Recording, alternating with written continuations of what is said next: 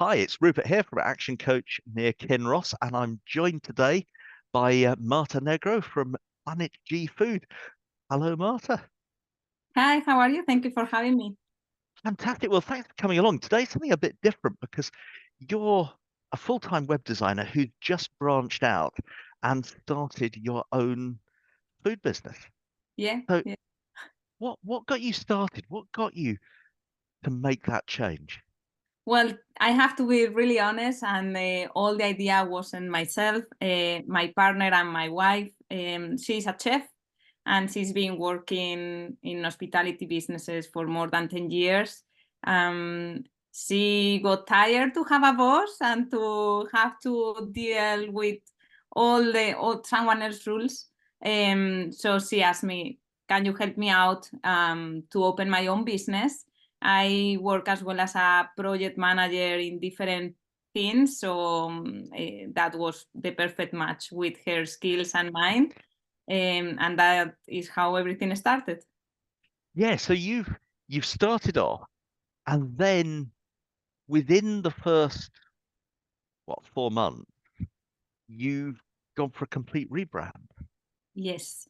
So the story starts in February of this year. As I say, my partner wanted to open a cafe. We started to create a business plan, all the branding, everything, and we started to look for premises. We got hold of one, but then it didn't work out. And we were looking for different premises for months. And then, well, many things happened, but long story short, we couldn't afford an actual premises, and we said, look, what are we doing now? Shall we quit and not do it anymore, or shall we look for another option? And the food truck, it came out as an option, as a viable option, because in long term, the fixed expenses, they are less if you are not running compared with a restaurant or a cafe. So for us, work it out better. So we decided to buy a second-hand food truck, like a truck, and then convert it in a food truck. So we traveled from Edinburgh to Manchester. We purchased the truck. We drove it back up north. It was quite of an experience because any of us ever drove a truck before. And then we contacted a company who built a professional kitchen in the back of the truck. And that was all the journey. But we kept the first original name that we had for our cafe, which was Fancy Brunchy. We started business as Fancy Brunchy with the idea of have some like breakfast, brunch items, but then other stuff as well. And during the month that we've been trading, we found out that the name was a bit misleading because people thought that we just had brunch when wasn't the case. So when we were attending to more evening events, our sales, they were lower than compared in the morning. So we start gathering different feedbacks. We contact communicators and brand experts, and they say, well, one option is to start trying to push the name and to try to educate people, but a name from a company shouldn't be a problem. You shouldn't Yeah. spend time to explain people what you are actually doing. So they recommend to change the name because in the end they weren't many. We haven't been in business so long to have a big impact. The fact of changing the name. So in long term was gonna be better. Yeah. That's So how, why in such a short period, we learned that you don't need to be attached to a name that you have originally for a project, and that hospitality businesses like premises are completely different than food truck businesses. So we are learning along the way, and now we are Planet G. so where did Planet G come from? Well, so when we were having these conversations with the brand expert, we did a lot of brainstorming. We had different namings like Standard Track, Arvesta, Planet G that I proposed just thinking of Gemma's name. I say, well, Gemma is the chef, so everything is always her food. But then also we found out that Planet G is actually a planet. And it has the same conditions that the Earth has. So potentially it could be a planet where people could live. So we like it as well, the idea of there's no planet B, but there's planet G, that works. And then we ask our community in Instagram and we let them decide the name, and people voted for planet G. It was quite tight, but in the end, planet G won. Yeah, oh, fantastic. And what is so you've got the brand, you've got the name, you've started out, you've just mentioned Instagram. So how have you set about building your Instagram community? So we like to interact with our customers quite a lot. Also because I think the best word of mouth that you can have, they are your own customers and their own experience and actually what they think about your food. So I always encourage people to follow us in Instagram, to let us know what they think about our food, because our unique selling point is that we do everything from scratch. We are a vegan food truck, and we notice that usually in the industry, the vegan option is not well taken care of. Usually in the menus, they are like, let's say, without love, and they don't care if it has enough protein or not. They just throw a bunch of vegetables and that's it. But our food has a high percentage of protein. It's not just vegetables. So we really want people to know what they think and what they think about the flavors as well, because we are creating new flavors. It's not like we are just opening a packet, put it in the grill, and that's it. So far the feedbacks, they've been amazing. Everyone loved it. Many people came back asking like, how did you do this? Like, I'm saying, well, I cannot tell you because I cannot reveal my secrets, but it's high protein, it's everything made from scratch. Like haggis, for example, we are developing haggis. And usually there's been some cases that people, they didn't realize that they were vegan. And they came back saying like, those haggis, they are really good. I say, well, are you aware that they are plant-based? Say, I didn't know. So we are trying to have that, like real flavors made from scratch, top-notch ingredients. And in the end, people responded. They share in their stories in Instagram. And in the end, that is how we are starting to build up, relying on our customers and what they think about our food. Yeah, fantastic. So you're 4 months in. Yeah. You've been on a 10, 11-month journey creating this. Mm-hmm. Where do you see yourself being in 5 years' time? What's the plan? Well, hopefully, because now we started in a really low season for food truck, which was good because this allows us to test our food, to test our brand, which actually now it's given us some room to improvement for the next season, which is summer, that is the high season for food trucks. But in the future, I hope that either we have a fleet of food trucks that we can send to different events, or to make real fancy branchy cafe where people can come for a really quality brunch. So hopefully we can expand that way.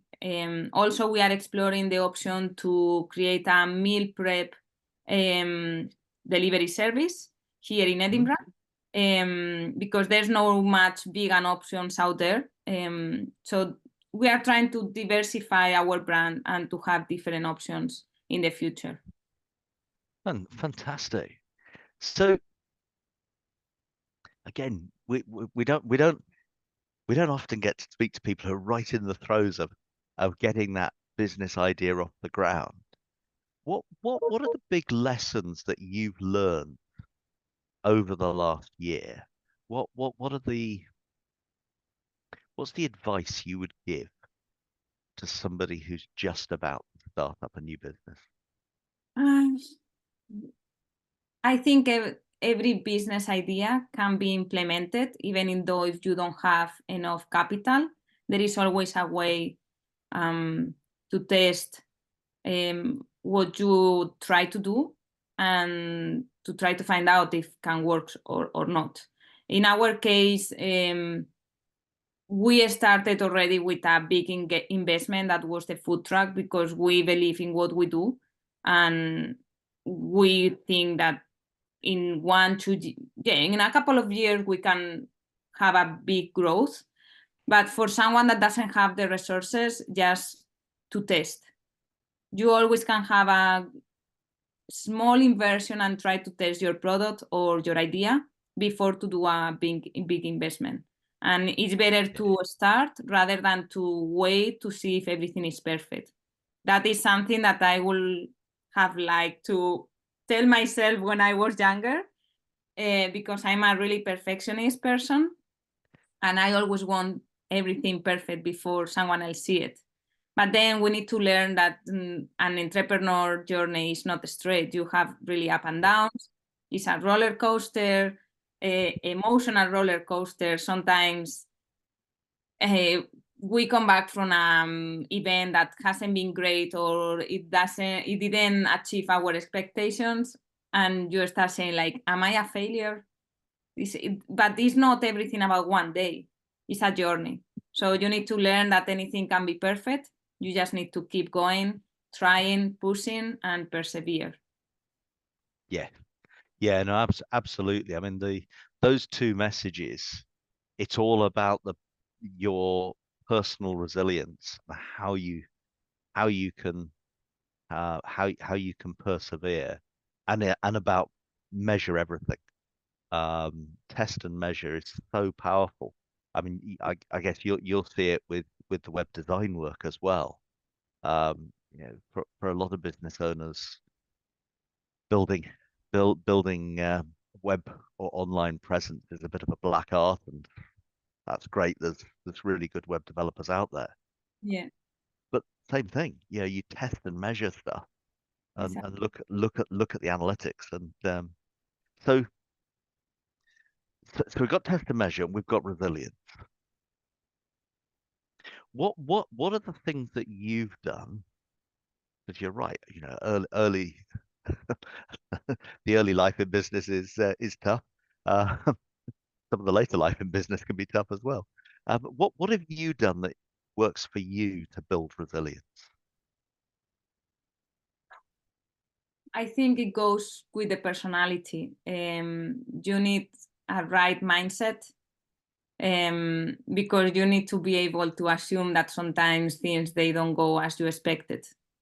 And when you work for someone else, you don't care about these things. If there is been a day that hasn't been busy enough, it's like, well, I work less, I have a chat with my colleagues, and that's it. But when you are a business owner, you need to try to be on your feet all the time. Mm. And if you have a bad day, to try to, or even think, what could I improve? Or just to be patient. One of our main issues, personally for me as well, I'm a very impatient person. I like things happening really fast. But in businesses, I know that that is not the case. So you need to be patient as well, and just wait that the hard work is gonna pay off eventually. Yeah. And I mean, I sound like I'm a really pessimist person, but it actually is, despite all the rebranding, it's been great for us. People already know us out there. They offer us some big events for next year just because they heard that the food was really good. So even though you attend to an event that hasn't been great, maybe it's gonna bring you something else, because you never know who is eating your food. We have so many people coming back saying, this is the best food that I ever had.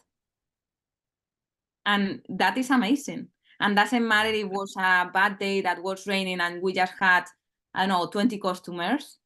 But just with one or two people coming back and saying that, that makes your day, and you know that you are in the right path. So just to take every single small win as a big thing in this journey. Yeah. Yeah. Absolutely. And that'll help with help with your publicity and help with your With resilience. resilience, I Yeah, actually have a folder with reviews, like people that has write us a comment, a private message in Instagram, a review in Google, anywhere, or a story in Instagram. I just take a screenshot and I save it. So in those bad moments where you think, oh, I'm a failure, you go to that folder and you see you are doing things right. People are loving yeah, it. It's yeah, just you just need a bit of time and track. yeah. Absolutely. That's a brilliant idea. Love that. Fantastic. So that's been a brilliant conversation. We've got a load of stuff there about how you've set it up, the challenges you've faced, the resilience. What's what's your one non-negotiable in business? What's the one thing that you need everyone around you to be doing all of the time? For me, well, it's not related to what people around me does. It's more about the basis of the business. Um, for me, it's really important the values of a business. We set it up our business with strong values. One of them is sustainability. Um, we are cooking vegan also for animals, but because of the environment needed. And we need to raise awareness about what's going on in the world. So if you are opening a business, if I for me that is not going with what I believe, I cannot be doing business just for money. So I need to have a strong values behind it because I like to sleep well at night. So if I would be doing, I could be selling burgers, no problem, and making more money than what actually we are doing. But it wouldn't be okay with me Yeah, because I want everything to be aligned. A business, I think, is important to have a really strong values. Also because nowadays, um, young or new generations, they want brands that they have strong values. They don't want just brands that they are out there with no purpose. So I think it's really important, and for me, it's a must that a business that I open, it has to have values. yeah, And I expect that people that will join after they are gonna be aligned to those. So in the end, you attract as well what you are what you are putting out. yeah.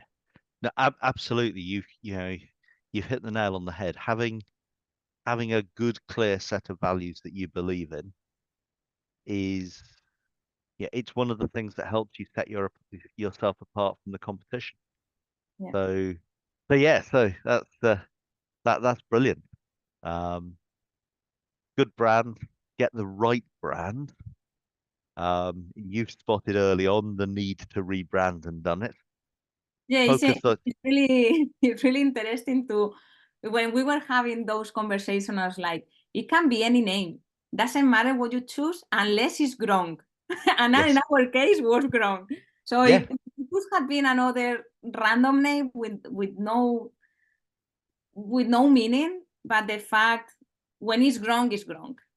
The yeah, fact that you have some limitations, some yeah, in long term that is gonna limit it. So you are gonna see if the name is grown. And actually, then we research, and they've been many brands that they fail because of the name. yeah, So the air fryer, it was a product that was invented 20 years ago, and the way that they sold it is like you can cook without oil, because in that time oil was seen like the bad thing in hmm cooking, and it didn't sell yeah, because they pointed out like cooking without oil. But nowadays they are pointing out like you are cooking with air. They change, they rename it like air fryer, and now it's a success. yeah. Exactly the same story with Royal Mail when they rebranded to Consignia, if you remember far enough back, and that didn't last very long because it got it was the wrong name. It got a big backlash, and they started losing lots of customers. So yeah, get the right brand. focus on your personal resilience, Yeah. and keep true to your values. That's brilliant. Marta, look, thank you very much. That's been absolutely phenomenal. Thank you very much for having me.